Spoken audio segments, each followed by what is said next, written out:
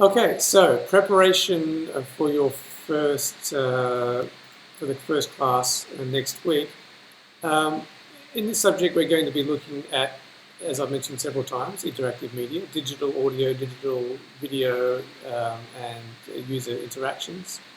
And there's a very long history of people using computers to do creative things.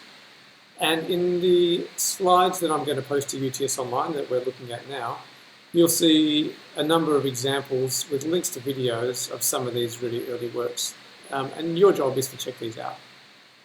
For example, you can see here there is an example of a very early computer, an Australian computer, the CSIR Mark I from 1951.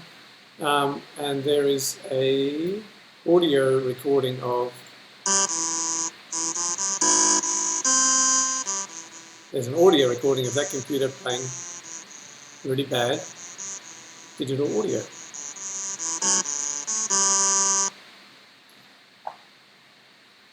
And you will see there is a number of other, other examples of early work of people using interactive digital technologies in interesting and creative ways. And if you have a quick look at all of these videos, none of them are particularly long, you'll hopefully start to get a sense of where we're going with this subject, and you might start to get some inspiration for the kinds of things you might like to do, particularly if you're interested in creating an interactive audio-visual kind of instrument of some kind.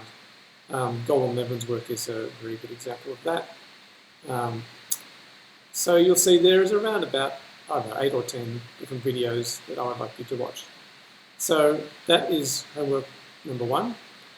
Homework task number 2 is to read chapters 1 and 2 of the textbook I just mentioned. So read chapter 1 and 2 of Processing, Creative Coding and Generative Art and Processing 2. You should also download Processing, install it on your computer at home, and start looking around and getting some ideas for the kinds of interactive visualization or interactive audio-visual instrument you might like to create in this subject. That's it for the introduction for this week. I hope you enjoy the subject. I always enjoy teaching this subject. I think it's great fun. I think there's really a lot of scope to use your creativity while you learn useful and interesting technical skills. So I look forward to meeting you all in the first face-to-face class next week, and all the best with the preparations for that.